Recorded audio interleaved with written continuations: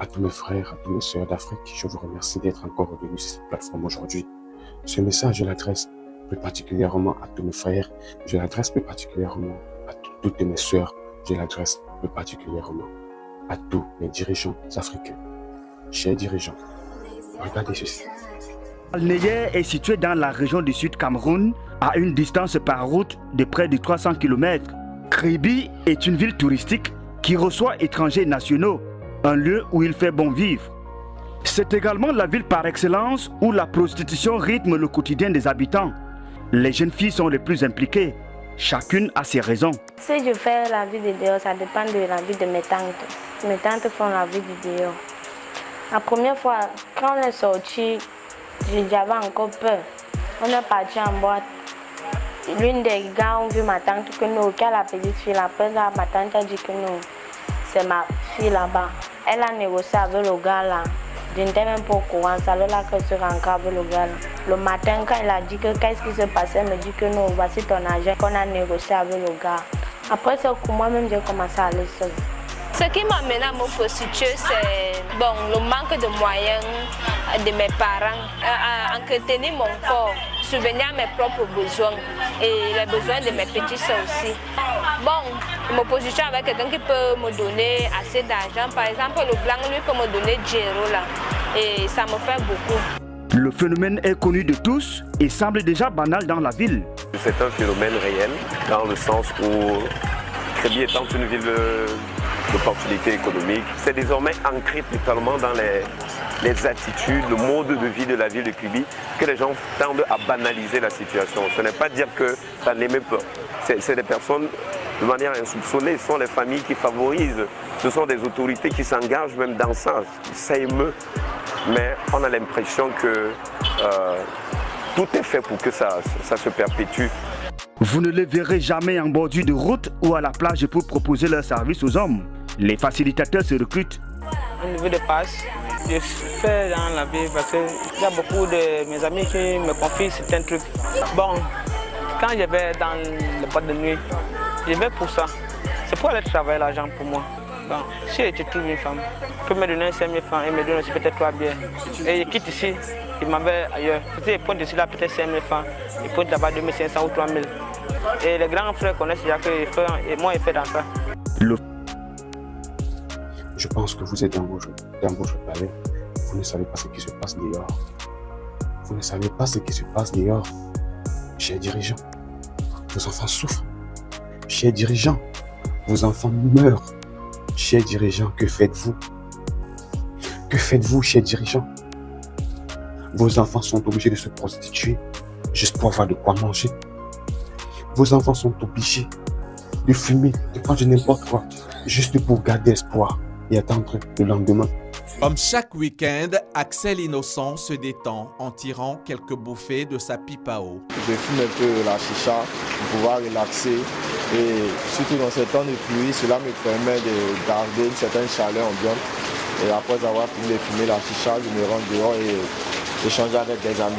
C'est ici qu'il rejoint ses amis, un espace ouvert où la chicha est fumée à volonté. La chicha, lui, un phénomène partout en Côte d'Ivoire. La jeunesse est attirée à 100% par la chicha. La jeunesse aime la chicha. On sait que tous les dimanches, à la matinée, chicha, donc on vient ici pour s'amuser. Puisqu'on ne fume pas la cigarette, on ne fume pas la drogue, donc on fume la chicha pour juste pour votre plaisir. La cigarette, je pense que c'est dangereux pour la santé, mais la chicha, quand je fume et je mets un peu du lait à côté, je ne vois pas d'inconvénient. C'est une envie, parfois les dimanches, comme je m'ennuie un peu à la maison, je viens fumer. Si ce genre de matinée autour de la chicha est de plus en plus prisé par la jeunesse, c'est aussi l'occasion pour d'autres de faire de bonnes affaires. Ça nous permet de vendre la boisson. Parce qu'à cause des chichas, il y a beaucoup de personnes qui se déplacent. Donc quand on est à partir de 18h, le coin, il n'y a plus de place. Le potato pour elle coûte 4 000 francs. Le charbon aussi. Le charbon font 2 000. Dans la journée, au moins, il y a beaucoup de clients. Je peux avoir au moins 100 000. Souvent 70 000. Si je les réunis, au moins 30 000, 40 000. Ils achètent nourriture, ils achètent nourriture. C'est dans ça, je loue ma maison, je fais tout et tout. Je vis dedans. Que l'on l'appelle narguilé, hookah ou chicha, le business de la pipao va au-delà des espaces de joie. Tout le monde y gagne pour son compte. Ici, on vend tous les produits et les accessoires de chicha, parfums, tabac, charbon, tout ça. Il y a plusieurs parfums. Ça, c'est selon chacun qu'est-ce qu'il aime. Comme les Français aiment plus qu'est-ce qui est mentholé, les Libanais aiment plus qu'est-ce qui est de pommes, raisins. Les Africains ici, ils aiment mangue, noix de coco, banane. Selon chacun et les fruits qu'il voit dans son pays. Tu vois des fruits exotiques ici, ça marche très bien. Comment fonctionne cet appareil qui met ainsi d'accord tous ces jeunes et vieux? Ça, c'est la tige. Ici, on met le tuyau. Après ça, il y a la base. On remplit l'eau, on met l'eau dedans. Puis il y a le foyer où on met le tabac. On les mélange ici. Puis on couvre avec papier en allure, papier aluminium. On couvre comme ça. Puis on met le charbon. Puis on tire par là. Et c'est facile. Facile et surtout accessible. 5 000 francs, 10 000 francs, 20 000 francs ou 500 000 francs, l'on se procure la chicha à tous les prix. Mais à trop la consommer, elle devient nuisible. On a eu beaucoup de cas partout au monde où il y a même des décès. Si on met des alcools par exemple dans les vases, si on met des drogues, des patchs, je ne sais pas quoi, il ne faut pas mélanger. C'est juste pour avoir plaisir entre les amis. On filme, admettons, 1-2 fois par semaine, c'est bon. Mais quand on filme trop, c'est pas bon. Et Mohamed ne croit pas si bien dire. C'est toxique. Je dirais même que c'est plus toxique parce que le narguilé, c'est plus facile à consommer. On peut aspirer plus profondément puisque le système passe par une tuyauterie qui passe dans l'eau et l'eau refroidit la vapeur de sorte que celui qui fume, il ne sent aucune chaleur, il peut donc aspirer profondément et donc il est capable d'avoir une des grosses bouffées alors que ces bouffées sont très toxiques. Le pneumologue ajoute même qu'une séance de chicha équivaut à un paquet de cigarettes fumées. Les adeptes de cette nouvelle mode s'exposent au même risque que les fumeurs de cigarettes. À long terme, vous pouvez avoir le cancer, vous pouvez avoir ce qu'on appelle les bronchopneumopathies chroniques obstructives, c'est une forme d'handicap respiratoire qui s'installe progressivement au point où à un moment vous ne pouvez plus rien faire parce que vous manquez de souffle. Et puis vous pouvez avoir toutes sortes de cancers des autres organes et bien des risques liés à l'enfantement, des risques liés au niveau spermatozoïde, même aller jusqu'à l'impuissance sexuelle. Donc il y a bien des risques. Et puis sans oublier les pathologies cardiovasculaires, les infarctus du myocarde, c'est-à-dire que quelqu'un qui peut mourir subitement, ce qu'on appelle la mort subite. Vous avez aussi l'hypertension artérielle. Chers dirigeants, je vous en prie de tout cœur. J'ai mal, j'ai énormément mal, je vous assure. J'ai mal quand je vois cette vidéo. J'ai très mal. J'ai très mal de voir mes soeurs se détruire ainsi. J'ai très mal de voir mes frères souffrir ainsi. Que faites-vous? Que faites-vous pour pouvoir? Avez-vous besoin de détruire votre peuple pour rester au pouvoir? Je ne pense pas. Faites preuve de bonté. Vous êtes un papa. Vous êtes tous des papas. Accepteriez-vous? Accepteriez-vous de voir vos enfants souffrir ainsi? Accepteriez-vous de voir vos enfants subir ceci? Que faites-vous? J'ai mal, je vous assure. C'est pas de la comédie. J'ai très mal parce qu'aujourd'hui, tout notre peuple est en train de sombrer. Tout notre peuple est en train de mourir. La force de l'Afrique, qui est une jeunesse, est en train de sombrer. La prostitution est devenue notre domaine numéro 1. Jusqu'à quand allez-vous permettre que tout cela arrive à vos enfants? Jusqu'à quand allez-vous le permettre? Réveillez-vous. Descendez dans les rues, voyez comment vos enfants souffrent. Ils vivent dans la misère, la précarité. Ils font des jours et des jours sans manger. Ils n'ont pas d'eau potable. Le Programme alimentaire mondial lance un appel en direction des États-Unis et de l'Union européenne pour la mobilisation d'1 milliard de dollars pour venir en aide aux centaines de milliers d'enfants menacés par la faim au Yémen et en Afrique. Selon le directeur David Beasley, 20 millions de personnes sont au bord de la famine au Yémen, au Soudan du Sud, en Somalie et au Nigeria, dont la crise humanitaire la plus grave depuis 1945. Parmi elles, 5,7 millions sont des enfants, dont 1,5 million gravement touchés par la malnutrition. D'après lui, si le PAM ne reçoit pas dans les 3 ou 4 prochains mois ce dont il a besoin pour fournir de la nourriture, il est possible de voir mourir 600 000 enfants. Pour les jeunes filles, le seul moyen d'avoir un peu d'argent aujourd'hui pour manger, c'est le sexe. Oui, c'est le sexe. Le grand angle de notre journal nous amène en Sierra Leone. Une épidémie d'Ebola a ravagé le pays en 2016, mais son impact est loin d'être terminé. Des associations caritatives affirment avoir constaté une augmentation du nombre de jeunes filles qui se prostituent. Certaines d'entre elles font partie des milliers d'enfants orphelins d'Ebola. La BBC a parlé à l'une de ces jeunes travailleuses du sexe de la capitale, Freetown. Un sujet poignant raconté par Nicolas Negos. Je n'aurai rien à manger si je ne trouve pas dans la rue des hommes qui veulent de moi. Ils vont me ramener chez eux et vont coucher avec moi toute la journée.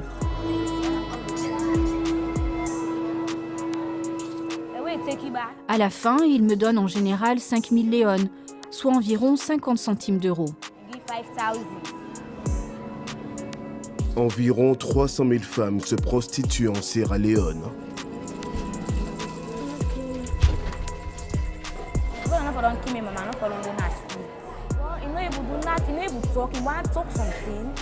Si ma mère n'était pas décédée des suites du virus Ebola, je ne le ferais pas.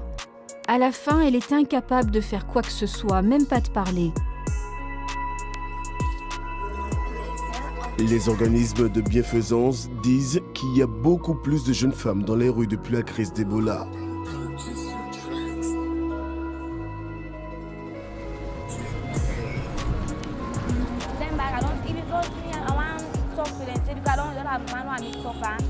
J'avais l'habitude de parler aux hommes que je rencontrais et de leur dire que je voulais changer ma vie. Je leur ai dit que je ne voulais plus vivre dans la rue. Elle leur ai demandé s'ils pouvaient m'aider et payer pour que je puisse aller à l'école. Mais un des hommes qui a promis de prendre soin de moi a commencé à me battre.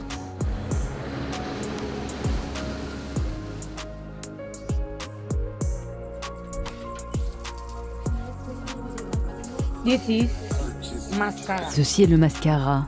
Je rajuste mes cils. Eyelashes. How are you feeling? Comment vous sentez-vous? Êtes-vous nerveuse? Non, certains hommes vous disent que vous ressemblez à un bébé. Alors sois jolie, sois gentil bébé s'il te plaît. Viens, on a du temps. Il vous faut combien de clients par jour? 7 à 8. Dans une nuit? Oui, j'ai rencontré un homme, mais il était atteint de gonorrhée. Certains hommes sont malades, d'autres ont la maladie. Sick. Some men have disease. Pourtant, nous avons tout. Nous avons tout. Nous avons tout pour réussir.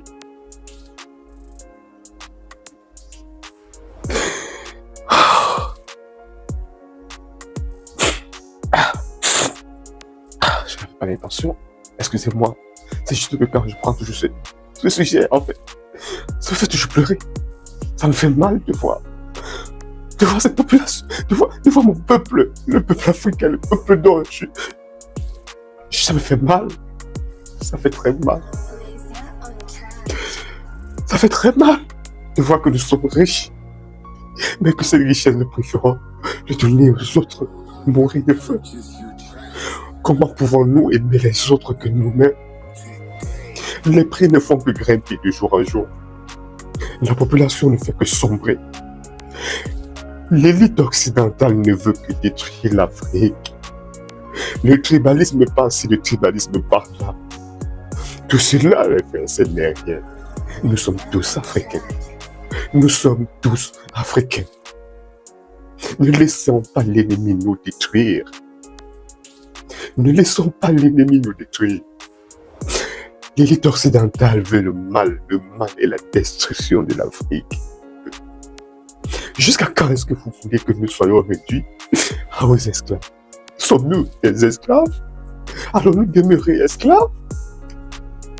Si nous continuons ainsi, demain ou après-demain, nous serons encore menottés. Nous serons encore attachés par des chaînes et forcés de travailler pour eux. Il est temps. Il est temps que vous dirigeants vous réveillez.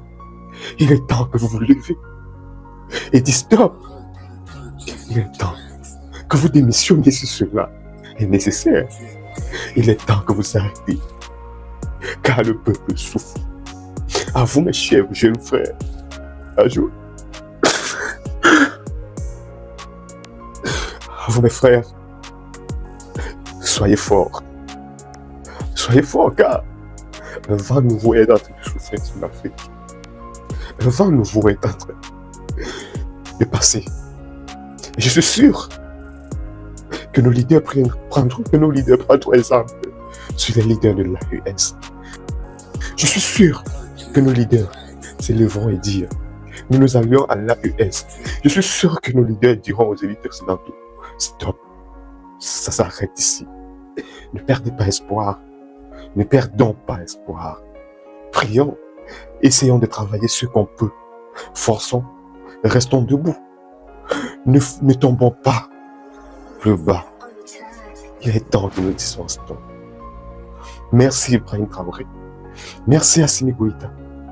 Merci Général Tchadi.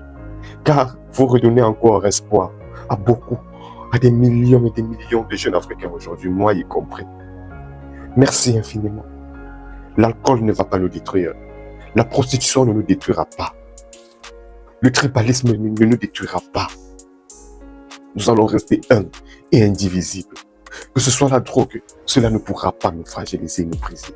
Peu importe ce que vous, occidentaux, vous voulez raconter ici, nous allons bloquer. Nous n'accepterons plus. Nous refuserons d'être dictés par vous une nouvelle fois. Nous refusons. En tant qu'Africains, je dis stop. En tant qu'Africain, je dis non. En tant qu'Africain, je dis stop aux Occidentaux. Nous en avons marre. Nous sommes fatigués que vous marchiez dessus, le peuple africain. Nous sommes fatigués. Quittez, foutez le temps. Enlevez votre cul de là, nous n'avons plus besoin de vous. Qu'est-ce que vous ne comprenez pas? Jusqu'à quand voulez-vous nous détruire? L'Afrique a besoin d'une nouvelle directive. L'Afrique a besoin d'une nouvelle vision. Nous n'allons plus mourir dans la mer parce que nous voulons venir chez vous. Nous disons stop à cela. Nous n'allons plus vous lécher les bottes. Restez chez vous. Ne nous torturez plus jusqu'à ce moment. La sentence va être salée. La sentence va être salée.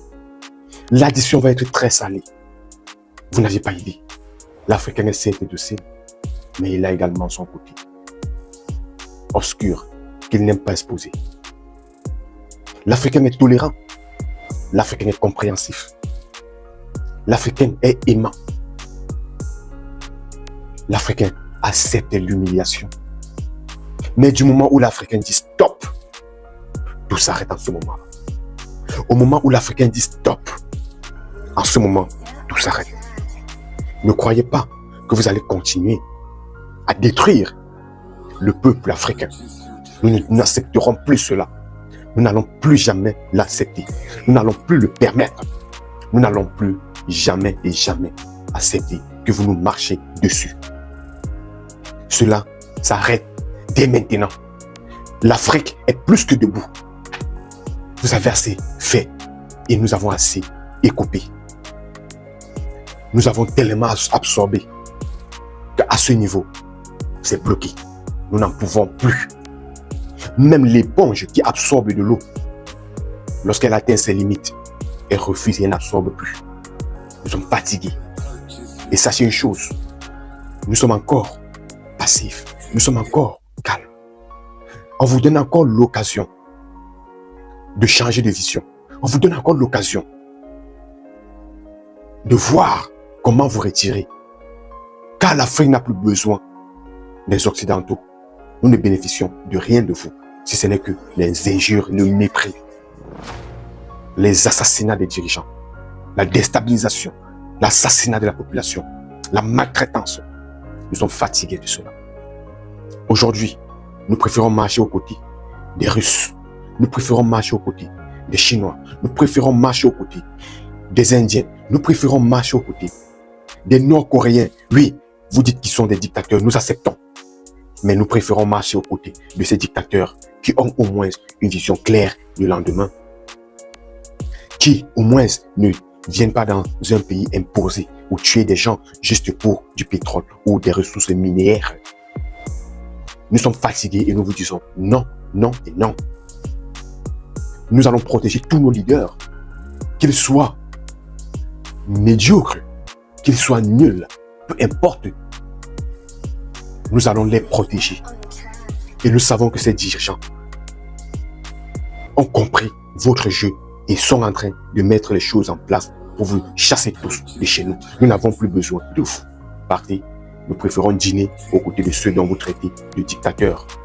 Nous préférons marcher avec eux, car eux au moins ont une vision claire, car eux au moins peuvent nous aider, nous permettre, nous aider à grandir. Car l'Afrique n'est pas votre propriété. Vous n'allez pas détruire la jeunesse africaine. Vous n'allez plus détruire la jeunesse africaine. Nous disons stop. Toi, jeunesse qui m'écoute, toi, jeune qui m'écoute, toi, aîné, petit frère, grand frère, père, mère qui m'écoute en ce moment. Nous sommes tous enfants d'une même nation, d'un même territoire qui est l'Afrique. L'Afrique, c'est notre maison. Que je sois camerounais, que je sois au Congo, que je sois sur n'importe quel point en Afrique, je suis chez moi. Je suis chez moi. Peu importe ce qu'ils diront, je ne reculerai pas. Tuez-nous tous et prenez l'Afrique. Mais n'oubliez pas ce que Papa Thomas Sankara avait dit. Tu es un Sankara de millions de Sankara naîtront. Et vous voyez ça aujourd'hui. Les Africains sont plus que debout. Toi, Africain, lève-toi, essuie tes larmes, car les larmes t'ont permis de mieux voir. Ces larmes ont lavé tes yeux et t'ont permis de voir qui était face à toi. Ces larmes t'ont permis d'apaiser ton cœur et de prendre les bonnes décisions. En ce moment, est-ce que tu penses que tu peux maintenant te poser des vraies et réelles questions? Depuis que les Occidentaux sont en Afrique, comment avons-nous évolué? Est-ce que nous avons évolué? Est-ce que nous avons reculé? Sur ce, abonne-toi, commente, partage. Partage à toutes tes soeurs, tous tes frères, tout le monde, afin qu'ils puissent regarder cette vidéo. Et nous revenons une prochaine fois avec une nouvelle thématique. Sur ce, je te remercie. Je te remercie infiniment. Que les dieux d'Afrique te bénissent. Que les ancêtres d'Afrique te couvrent, te protègent et te montrent le chemin et le succès dans tout ce que tu entreprendras. Et que l'élite occidentale puisse foutre le camp de l'Afrique. Surtout, merci. Merci infiniment.